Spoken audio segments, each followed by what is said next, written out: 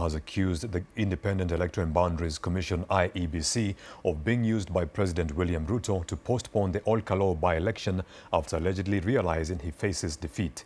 Speaking at the DCP party headquarters, Gachagua called on the IEBC to investigate cabinet secretaries and principal secretaries, alleging they are engaged in widespread voter bribery, and as Ol Kalou reports.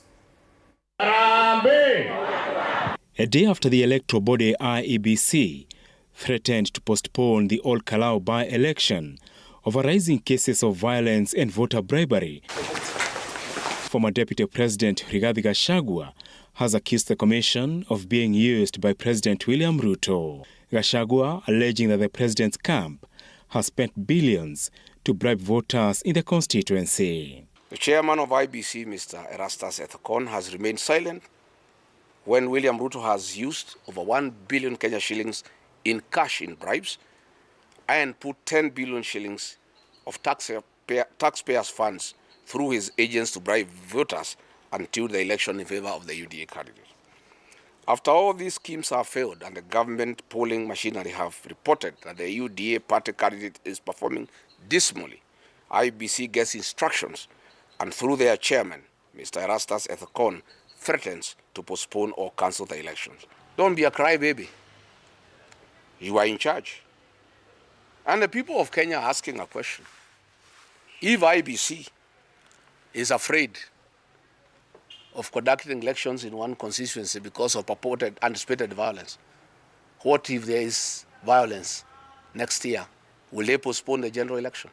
Gachagua challenging IEBC chairperson Erastus Ethekon to investigate the government over alleged voter bribery and instigating violence, singling out Cabinet Secretaries Alice Wahome, William Kabogo, Davis Chirchir, and Rebecca Miano, alongside 6 principal secretaries and senior officials from state agencies, terming them as key players in the alleged malpractice.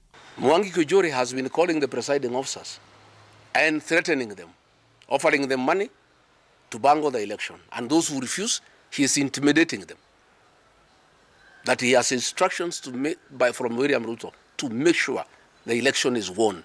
And he is telling them that if they don't help government, they'll face government wrath. The former deputy president also claimed that Ethekon had been compromised after allegedly being bought a house in Karen to help the government win next year's general election. In fact, Ichung'wa went ahead to tell the government officials that they have bought a house in Karen for Mr. Ethekon at 80 million.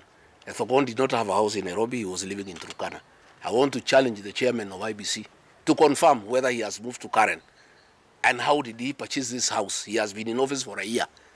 His income is not sufficient to buy a house for 80 million. Gachagua further alleged that meetings are being held to coordinate violence and voter bribery.